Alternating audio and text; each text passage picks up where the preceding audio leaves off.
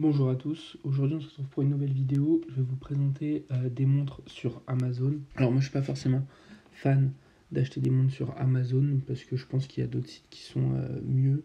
Et puis même vous pouvez largement trouver des options sur Chrono24. Après l'avantage c'est que souvent c'est quand même vendu par des professionnels, donc vous avez des garanties quoi. Et si vous cliquez sur les liens affiliés que je vais vous mettre en description, ça rapporte un peu d'argent à la chaîne.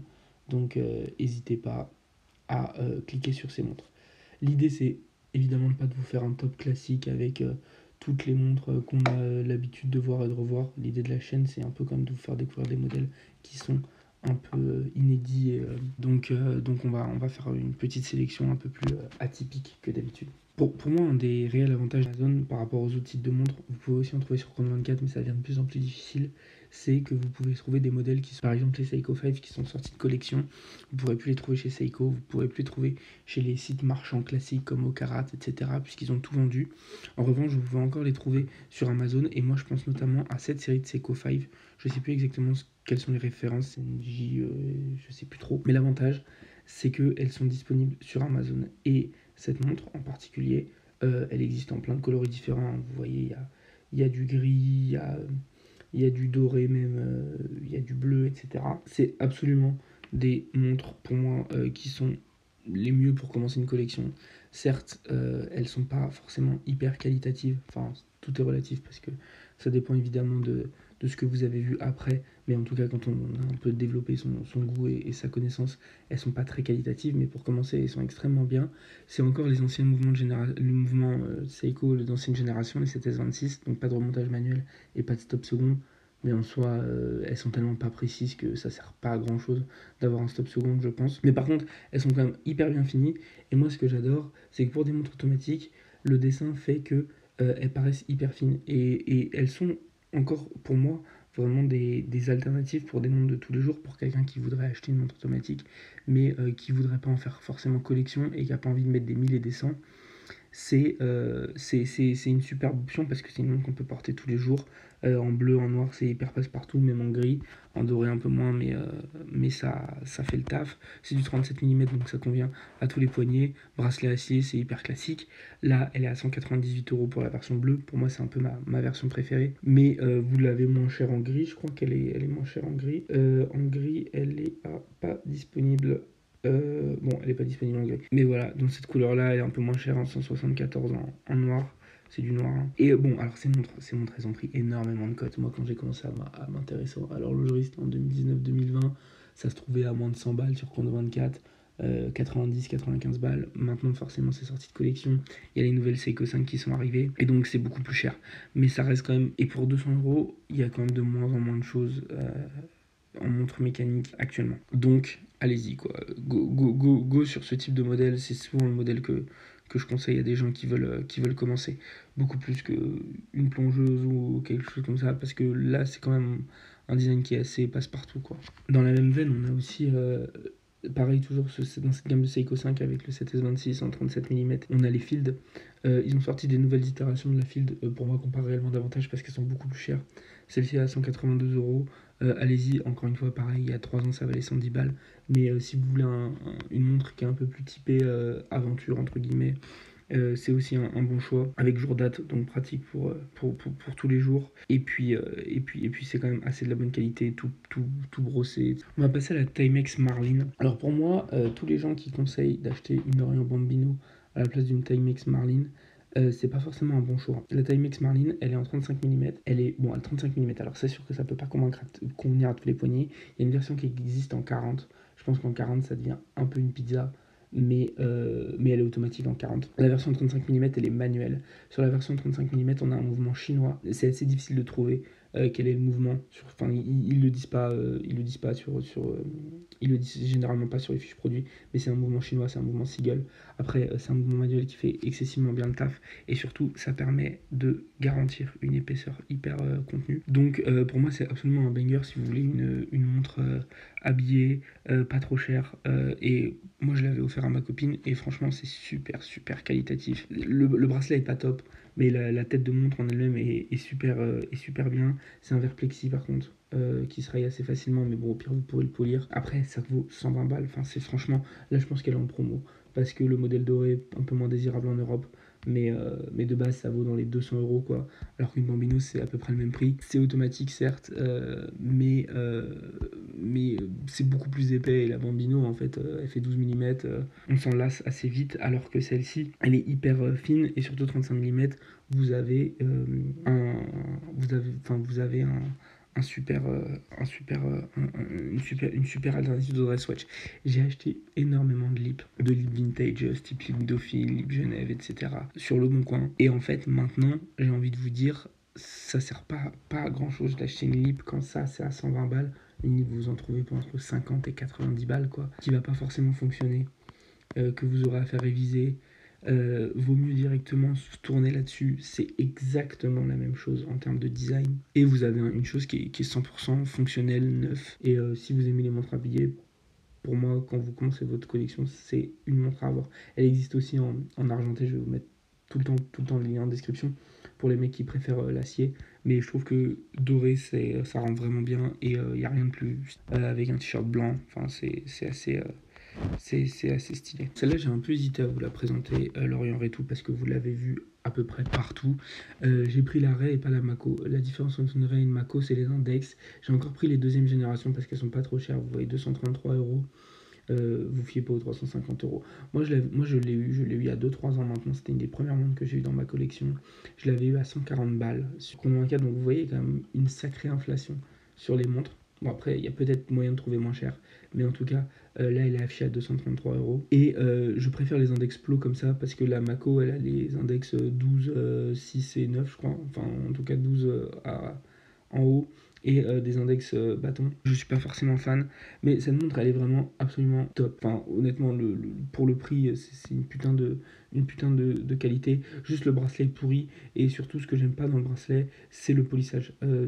En fait, ce qu'il faudrait, c'est avoir un bracelet de Ray 2 sur un bracelet de Mako, enfin un bracelet de Mako 2 pardon, sur un bracelet de Ray 2, ce serait mieux parce qu'en fait genre cette partie là polie au milieu, un peu en mode Oméga, je trouve ça un peu merdique, mais sinon elle est incroyable et pareil, elle passe partout sur Nato, etc. Donc même si c'est une montre qui est assez consensuelle, pour les mecs qui commencent, je sais pas forcément s'il y a beaucoup de mecs qui commencent, qui regardent ma chaîne parce que j'essaye toujours un peu d'aller beaucoup plus en profondeur que juste montre à moins de 300 balles, collection à moins de 1000 balles. Mais pour les mecs qui commencent, c'est vraiment top, je trouve. La dernière montre de cette sélection, entre guillemets, abordable et un peu consensuelle, parce que ces montres-là, je suis pas le premier à vous les montrer, c'est la Citizen Pro Master. Moi, je conçois pas que des gens achètent encore des Seiko 5, enfin les nouvelles générations, les nouvelles itérations, alors que ça existe. C'est étanche à 200 mètres. C'est certes un peu plus racé et un peu plus technique comme design. Vous n'avez pas de bracelet acier, vous avez une espèce de merde en caoutchouc, mais ça se remplace facilement par un bracelet tropique ou même un bracelet NATO, enfin ce que vous voulez. C'est étanche à 200 mètres, c'est automatique, pas forcément fan des mouvements Miyota, enfin des mouvements Miyota Citizen, mais ça fait le taf parce que il l'assemble et c'est emboîté correctement. Et franchement, enfin, faut en profiter, c'est encore à moins de 200 €. J'adore l'Orient, donc on en parlait juste avant. L'Orient Ray 2, c'est génial, mais ça commence à être beaucoup plus cher. Et bon, bien sûr, le design est un peu plus consensuel, etc. Mais ça c'est magnifique et c'est vraiment un truc. Si on veut se faire une collection de montres pas chère, si on veut pas dépasser les 200-300 €, il faut aller vers vers ce type de montre parce que vous avez un design qui est atypique, à pas trop cher, et vous avez des specs techniques avec une marque Citizen qui a quand même un peu d'histoire. Bon, j'ai essayé de faire un truc un peu consensuel pour les néophytes forcément, mais vu que c'est ma chaîne, j'ai quand même un peu envie de vous montrer des choses qui sortent un peu de l'ordinaire. Et là, je vais vous présenter la Seiko Mini Tuna. Alors, la Seiko Tuna, j'en ai parlé plusieurs fois sur cette chaîne. Pour moi, c'est un peu euh, une Seiko ultime avec la Marine Master. C'est des Seiko qui sont iconiques. C'est cette forme de boîte Tuna en fait qui ressemble à une boîte de thon, d'où son nom.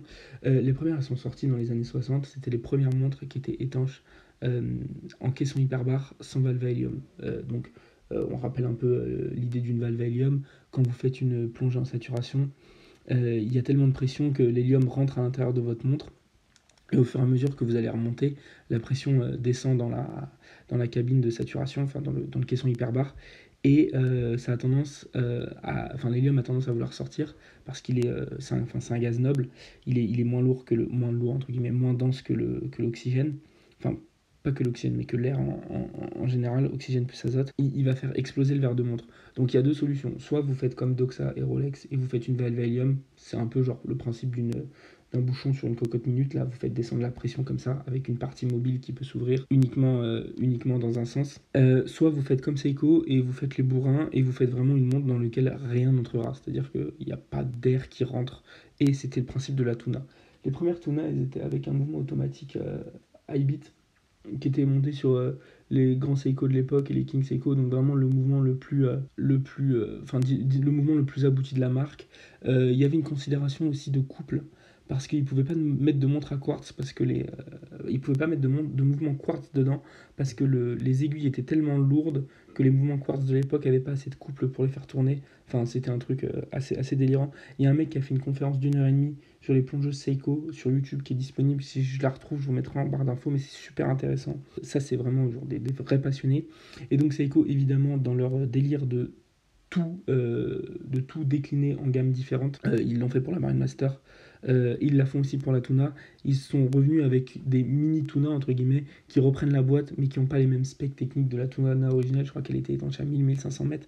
Celle-ci est étanche à 200 mètres, donc c'est pas du tout les mêmes specs techniques, mais c'est la même forme et elle est aussi automatique. Vous pouvez trouver aussi beaucoup de Tuna à quartz qui sont un peu moins chers. Celle-ci est à 499, je crois. Ouais, c'est ça. J'arrive pas à voir le prix. 499, j'avais vu tout à l'heure. Donc pour 499, vous avez un truc qui est hyper atypique que vous verrez pas nulle part, qui fait pour le coup qui est vraiment typé plongée et instrument. Donc je sais qu'évidemment ça plaira pas à tout le monde et je suis pas sûr que des gens commandent ça. Mais le lien est en description si vous êtes intéressé. La Tuna de base, celle qu'ils ont ressortie là avec un mouvement quartz pour le coup, elle est pas loin des 50. Donc elle est quand même un peu allégée. Au niveau de l'épaisseur, c'est du 12 mm. Et vous avez un mouvement automatique. Là, ça doit être c'est d'ailleurs un 4h35, c'est sûr. Donc ça, c'est vraiment un truc, bon, sur Amazon, vous pouvez trouver parce que c'est Seiko, c'est des marques un peu mainstream, mais c'est quand même un truc qui sort de l'ordinaire. Et je vais pas dire que c'est un truc à avoir, mais si vous êtes passionné de monde de plongée, c'est une montre sur laquelle vous ne pouvez pas ne pas vous arrêter, quoi. Au moins y porter un peu d'intérêt. Autre plongeuse Seiko un peu atypique. Alors, ils ont mis une référence qui est un peu merdique là, Seiko Mi de 25 machin. Je sais pas si c'est une Sumo ou une Mini Marine Master, je pense que c'est une Sumo celle-ci.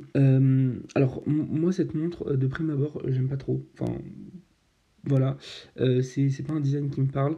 Par contre, ce que j'adore, et vraiment ce qui me fait matrixer, c'est aussi sur les Marine Master, c'est juste la tranche du boîtier, et comment c'est poli, et la forme que ça a. Et ça, vraiment, il faut le voir en vrai pour comprendre à quel point c'est intéressant, et surtout, c'est des montres qui sont quand même assez épaisses, hein, ouais, 13 mm d'épaisseur. La forme du boîtier fait que vous avez l'impression d'avoir une montre qui réellement se pose sur le poignet, et je vais pas vous dire qu'on ne sent pas les 45 mm parce que c'est assez énorme. J'en avais vu une, j'avais ma Baltic à côté et ma Baltic Aquascape GMT. Elle paraissait vraiment minuscule.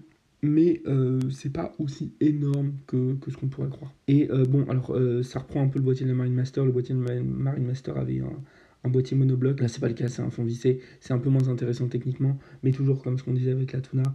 Le but de Seiko, c'est quand même un peu de décliner leur modèle iconique un peu à toutes les gammes. C'est-à-dire qu'on a eu la Turtle à 400 balles. Ensuite, vous avez la Willard, même si c'est pas exactement le même boîtier, c'est le même esprit. La Willard qui est à 1002. Et puis après, vous avez forcément une édition limitée à 5000 balles avec un mouvement 8L, enfin un truc un peu stylé quoi. Pareil pour la Marine Master, vous avez la Marine Master de base à 3000. Vous avez les mini Marine Master qui sont à 1002. Et puis vous avez celle-là qui est. Je suis même pas sûr que l'appellation Marine Master, c'est peut-être une Sumo, mais qui reprend pour moi un peu le même boîtier avec ce dessin de tranche qui est vraiment atypique.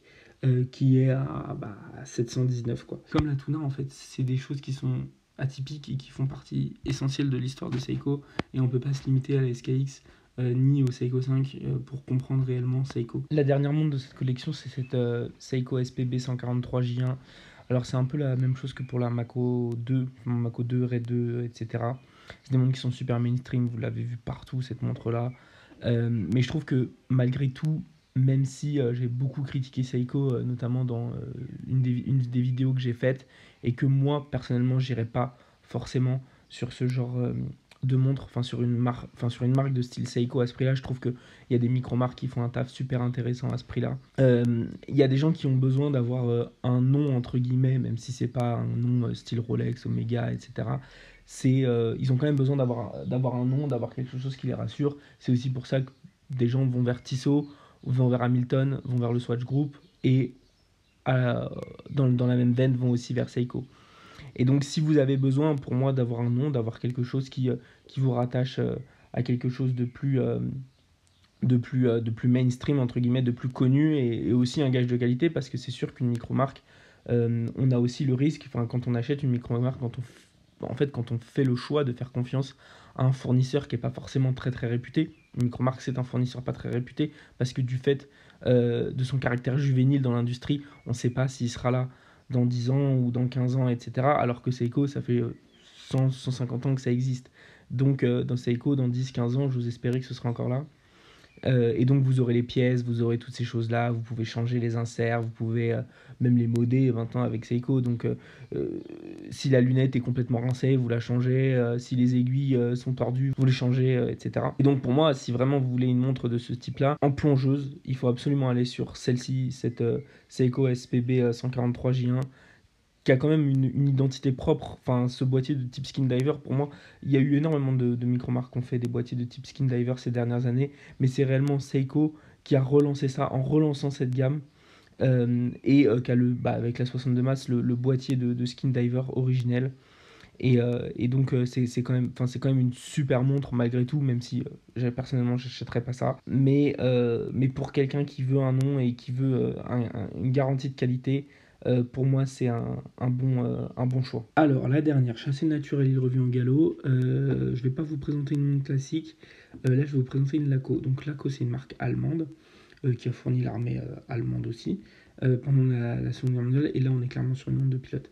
D'habitude, je suis pas trop fan des montres de pilote, parce que moi, je trouve que dans la montre de pilote, contrairement à la plongeuse, il n'y a pas forcément trop de... C'est un peu comme dans la montre militaire, en fait. On a un design cahier des charges, et il n'y a pas forcément trop moyen de moyenner, quoi. Il n'y a pas forcément trop moyen d'avoir des idées de design. Avec Laco, on revient à l'essence même de ce qu'est la montre de pilote. Ce que j'adore, c'est que les mecs n'ont pas mis de logo. Ce qui me dérange un peu, par exemple, chez Serica, je trouve qu'un logo, bon, même si beaucoup de gens aiment le fait qu'il n'y ait pas de logo, moi je suis pas forcément hyper fan du fait qu'il n'y ait pas de logo chez Serica. Je pense que ça aurait pas gâché d'en mettre un. Mais là, sur Laco, ça prend pleinement son rôle, parce qu'en fait, ces montres-là, à l'époque, je sais pas si vous le savez, mais quand l'armée allemande a fait son appel d'offres, c'est exactement la même chose avec l'armée anglaise qui a fait ses Dirty Dozen. Les montres, elles étaient fabriquées par Omega, par Eterna, par toutes ces marques-là. Je crois que Zenith aussi en a fait partie, pas sûr pour Zenith. Hein. Et ben en fait, il y avait rien sur le cadran. Donc en fait, on avait vraiment de la sous-traitance, comme un mec pourrait faire des produits vierges et qui sont après estampillés d'un logo. Là, ils se sont même pas fait chier à faire un logo. Et vous aviez aux côtés de Laco, IWC et ce genre de marque qui produisait aussi des montres d'aviateurs. C'est du 42 mm, c'est une montre d'aviateur, donc il faut aimer le design. Vous avez le choix, je crois, de l'avoir avec ou sans logo. Sur le site de Laco, vous aurez encore plus de déclinaisons. Là, vous avez un mouvement suisse incédité W200, donc c'est quand même un mouvement automatique. Je pense que là-dessus, ça peut être intéressant d'en prendre une en manuel. Je sais pas si ça existe, mais peut-être. 13 mm, voilà.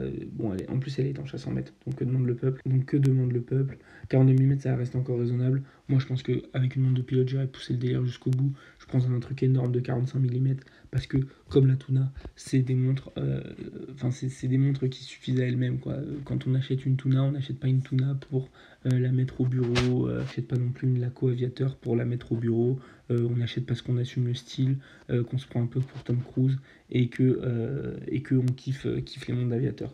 Donc ça, c'est pareil, pour moi, c'est un gros go. Là, elle est à 980 €, montre automatique, calibre suisse, fabrication allemande. Vous avez un fond plein tout brossé. Les mecs se sont même fait chier à remettre des inscriptions de la Bundeswehr, de je sais pas trop quoi. Enfin, c'est stylé. La couronne oignon aussi, qui fait vraiment partie de l'ADN de la montre pilote. Donc voilà pour la petite sélection Amazon. J'ai essayé de faire un peu une sélection de parties. Des montres pas trop chères qui vous permettent un peu pour les newbies, un peu les gens qui sont nouveaux dans ce milieu-là, d'avoir des trucs, parce que c'est sûr qu'en fait quand on connaît pas, enfin moi j'ai toujours dit, ça sert à rien de mettre 1000 balles dedans, quoi. Il faut se commencer avec des montres à 200, se tromper, voir ce qu'on aime, affiner un peu ses goûts. Donc il faut au début acheter des montres à 200 balles, acheter un peu de vintage aussi, pour se faire ses goûts, parce que c'est vrai que dans le vintage, pour 200 balles, vous avez des designs que vous retrouvez pas en soi. Le marché en dessous de 1000 balles, il est quand même assez. Enfin, beaucoup plus en dessous de 500 balles. Avec les micro-marques, ça a un peu changé, mais le marché en dessous de 500 balles, il est quand même. Il y a très peu de choix, quoi. À part les marques japonaises, vous avez très peu de choix en dessous de 500 balles. Donc, je me dois quand même un peu de vous présenter aussi ces montres-là, même si c'est peut-être pas forcément le cœur de la cible de la chaîne. Mais je vous ai aussi présenté dans une deuxième partie des montres qui étaient un peu plus chères, mais qui pour moi ont quand même un peu plus d'intérêt esthétique ou d'intérêt en tant que tel, même pour quelqu'un qui débuterait et qui aurait un peu plus de moyens, d'acheter une montre qui est certes consensuelle, mais bien faite, et de ne pas se retrouver avec une Tissot Powermatic 80 Gentleman ou je sais pas trop quoi, qui pour moi n'a absolument aucun intérêt, aucun caractère, et qui est vraiment basique ou random. Donc j'espère que la sélection vous aura plu. Comme d'habitude, les liens sont en description, n'hésitez pas à cliquer dessus. Si vous achetez, ça rapporte un peu d'argent à la chaîne. Je sais que Amazon, c'est pas forcément le site qui est le mieux pour acheter des montres. Enfin, en tout cas, c'est pas forcément celui que je recommande. Moi, je suis un gros digger de Chrono 24, parce que vous avez du neuf, vous avez de l'occasion, les prix sont un peu surcotés sur Chrono 24. Sur Amazon, l'avantage, c'est ce que je vous ai dit tout à l'heure, c'est que vous pouvez trouver des montres qui sont un peu arrêtées, entre guillemets, enfin des fins de série qui peuvent être assez intéressantes. Achetez pas une SKX 013 sur Amazon.